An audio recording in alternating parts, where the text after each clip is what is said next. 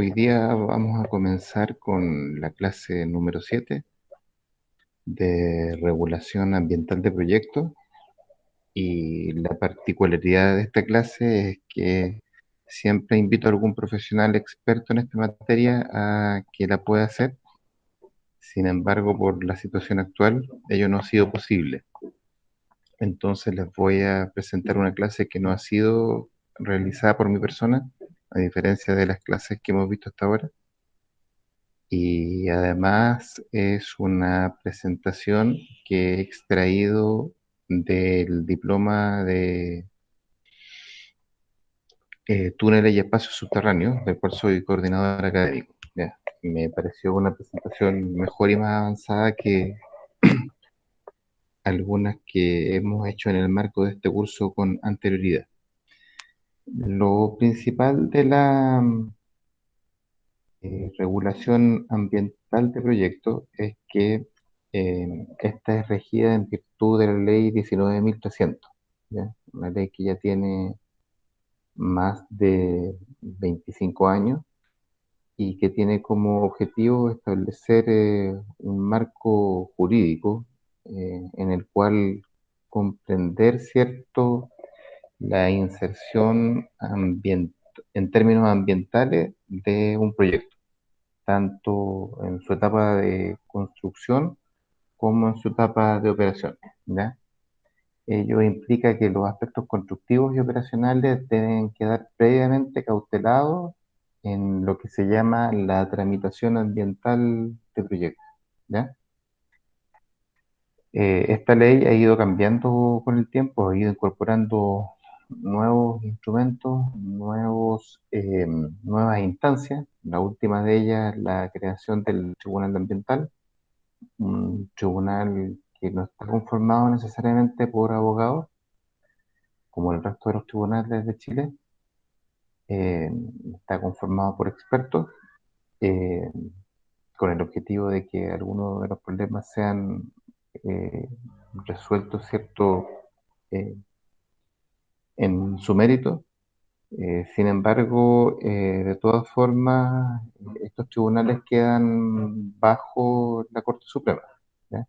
O sea, si alguien no queda conforme con lo que señala un tribunal ambiental, siempre se puede recurrir a la Corte Suprema, que es la instancia superior judicial de Chile.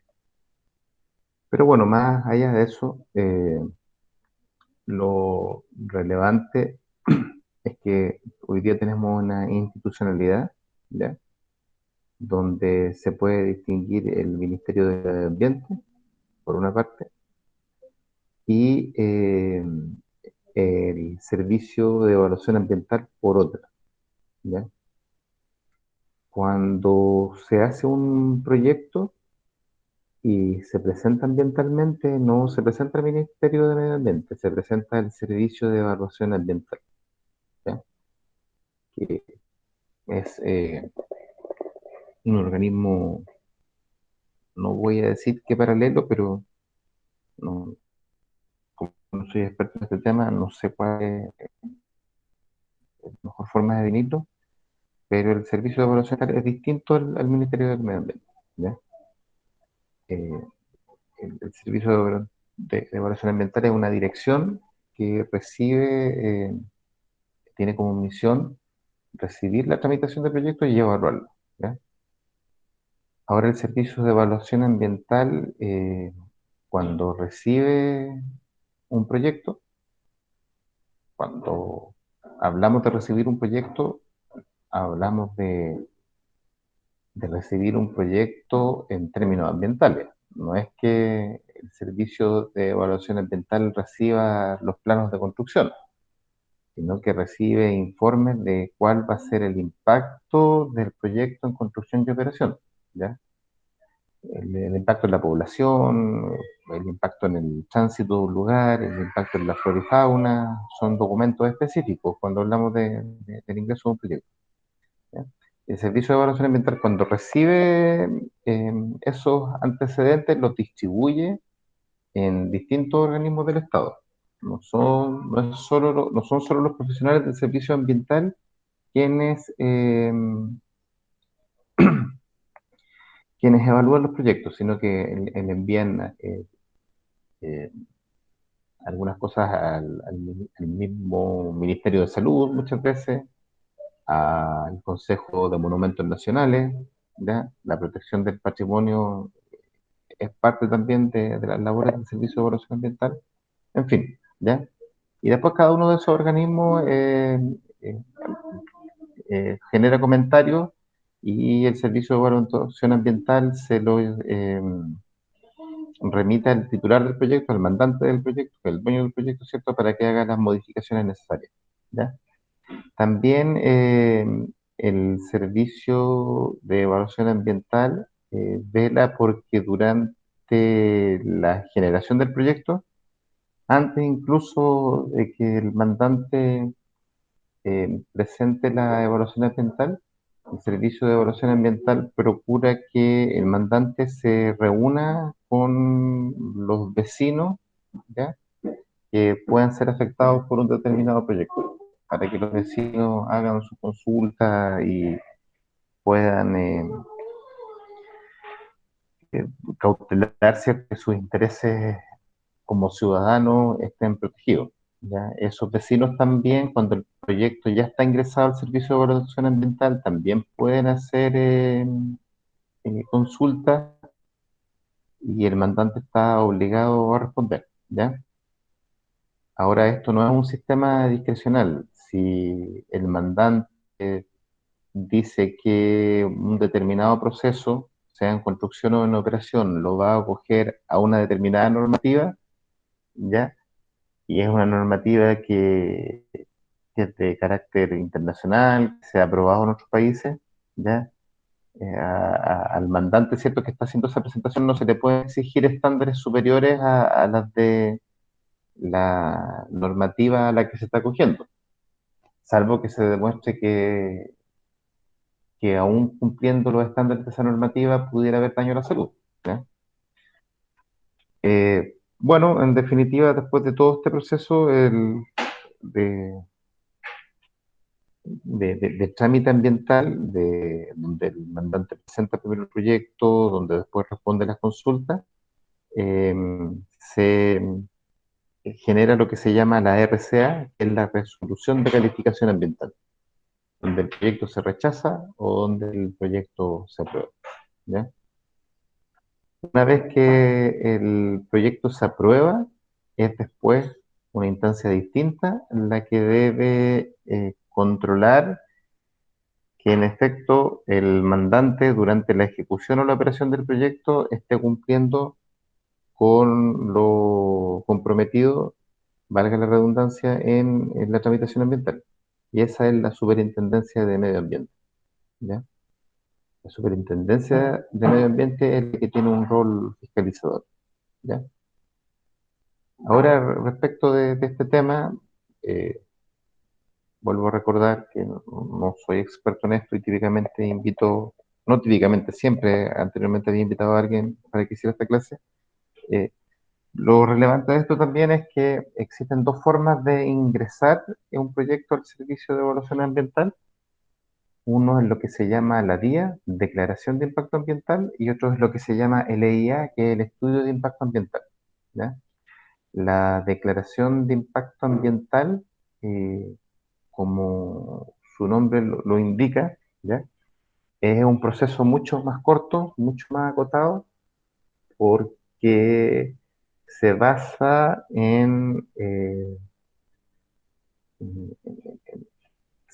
se basa en cuestiones, si se puede decir de alguna forma, más de hecho que de estudio, como lo hace el propio estudio. ¿A qué me refiero con esto? Que si un proyecto, por ejemplo, eh, pensemos en los proyectos de metro, por ejemplo, y un proyecto de metro va a pasar solo por debajo de las calles y nunca en alguna curva va a pasar por debajo de una casa.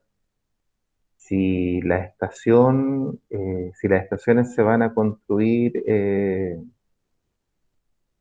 peladeros, por ejemplo, ya en terrenos existentes donde no hay absolutamente nada, y por tanto no hay que expropiar, ya no hay que intervenir un parque, eh, ahí el mandante puede hacer una declaración de impacto ambiental, donde señala que la disposición del proyecto en términos de construcción y posteriormente de operación, porque a lo mejor está llegando a un sector donde no hay mucho tránsito, donde el proyecto no va a alterar eh, de modo negativo, ¿cierto?, la movilidad de los vecinos. Ahí se hace una declaración de impacto ambiental, ¿ya? Eh, y el proceso es mucho más agotado. También se pueden hacer consultas, ¿ya? En ese caso no tengo claro si en las declaraciones de impacto ambiental la comunidad puede hacer consultas. Se me ocurre que sí. Pero como les digo, en el caso del estudio de impacto ambiental, como lo está haciendo el de la línea 7, por ejemplo, en ese caso es un estudio propiamente tal, ¿ya? Hay que expropiar algunos sectores, tanto en Cerro Navia como en Vitacura y Las Condes, también en algunas otras de las comunas por las que pasa. El hecho de que sea semiparalela a la línea 1, en principio se piensa, ¿cierto?, que va a aliviar la congestión, ¿ya? Pero global, ¿cierto? Pero en algunos paraderos de Providencia podría haber un mayor flujo, a paraderos del Transantiago podría llegar más gente de la habitual.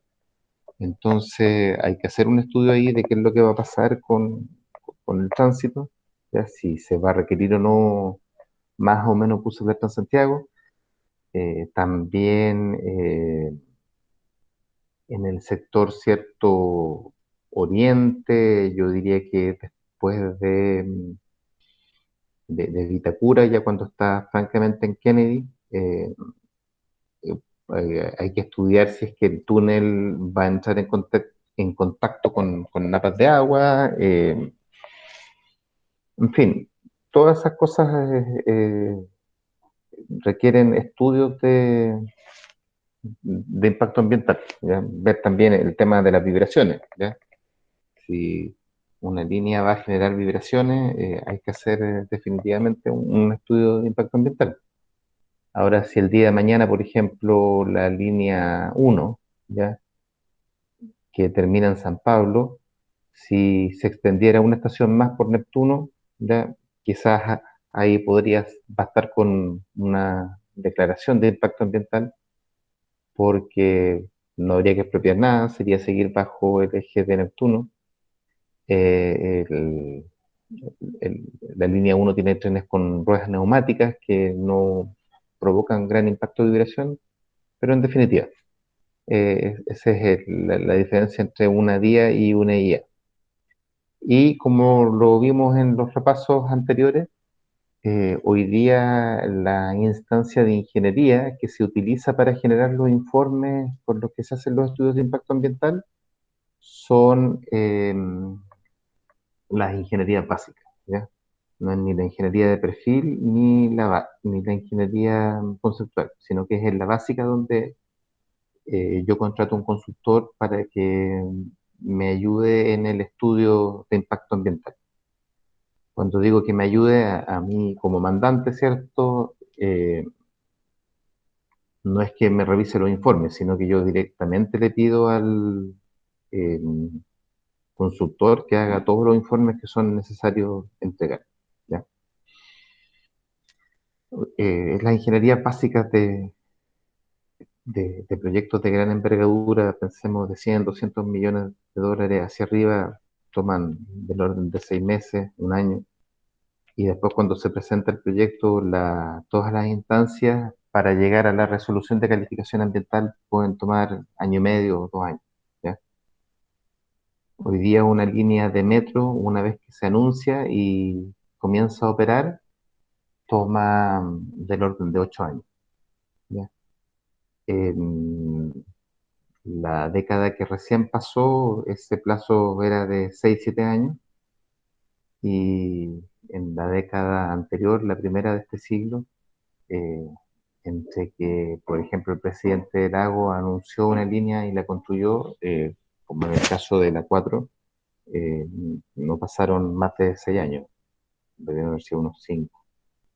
4 quizás. ¿Ya? Bueno, esto que lo hago, lo digo solo como dato y no importa ningún quiz. Bueno, ustedes pueden revisar después esta clase y la verdad es que no tengo más que decir respecto de ella. Ahora nos vamos a ir,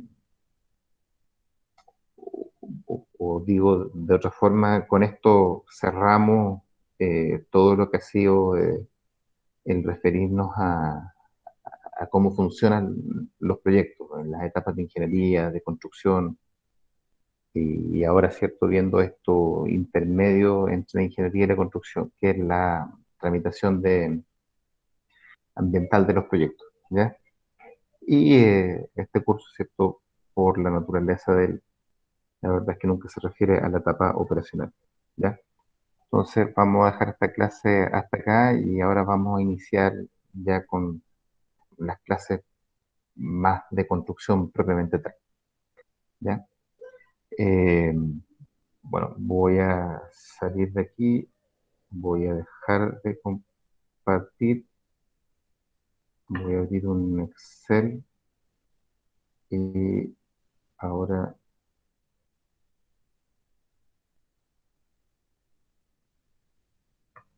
voy a ingresar al Excel, ¿ya?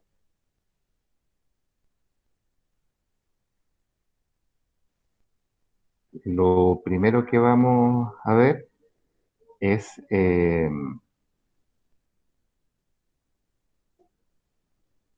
disculpen, lo primero que vamos a ver va a ser la estimación del costo de un proyecto desde la perspectiva de la ingeniería, ¿ya? ¿A qué me refiero con esto? Que cuando se hace un proyecto de ingeniería, cuando se hace un proyecto de ingeniería, eh, cuando se hacen diseños, ¿cierto? En cualquiera de las etapas en que lo estemos haciendo, eh, el consultor que está haciendo el proyecto puede ser detalle básica o puede ser un asesor en las etapas de ingeniería de perfil conceptual, puede ser el mismo mandante también, se pregunta cuánto va a costar el proyecto, ¿ya? Entonces, la construcción del presupuesto se genera a partir de instancias o de datos, mejor dicho, referenciales de proyectos pasados, ¿ya? De proyectos pasados del mismo mandante, que es que el mandante ofrece su base de datos al consultor que está haciendo el desarrollo de la ingeniería. Pueden ser a partir de bases de datos que el mismo consultor tiene de proyectos similares que se van a construir en lugares similares, porque siempre una componente importante del costo de una obra va a ser la mano de obra y los trabajadores, ¿cierto? Y por tanto no es lo mismo construir en la zona norte o en la zona sur de Chile, ni construir tampoco a nivel del mar o en la cordillera, ¿ya? Pero lo relevante de esta clase, ¿ya? Que fue también vista con más detalle en un auxiliar hecha por Francisca, ¿ya? Que ya está en un curso y invito a que la revisen, que eh, yo hago el cálculo en base a partidas. Esa es mi unidad fundamental o mi unidad mínima, ¿ya? La partida es, por ejemplo, hormigón fundaciones. Y la partida hormigón fundación está compuesta por distintos insumos. El insumo principal es el hormigón de las fundaciones propiamente tal, ¿ya? El material hormigón, pero también está dentro de ella los trabajadores que instalan el hormigón, los vibradores de inmersión que me sirven, ¿cierto?, para homogeneizar el hormigón. Eh, en este caso, si yo no veo que están los moldajes, Los moldajes también, ¿ya? Pueden ir aparte. En este caso se prescinde de moldaje porque se dice que la misma excavación que está en roca va a servir para el efecto, ¿ya? Pero yo podría haberlos incorporado dentro de la partida de hormigón fundaciones o lo pude ver, los moldajes si fuera necesario, incorporarlos como una partida más, ¿ya? Lo mismo la armadura, aquí las armaduras están como una partida más, pero yo también la pude haber colocado dentro de la partida de hormigón fundaciones. Les digo esto porque en definitiva no existen reglas para el efecto, ¿ya? Lo que sí existe es una lógica eh, que trata de rescatar el dato eh, que no va al detalle, que no va al insumo. Que es una lógica que trata de rescatar el dato lo más agregado posible, no desagregado, lo más agregado posible, salvo que exista una situación especial que me obligue a desagregar el dato.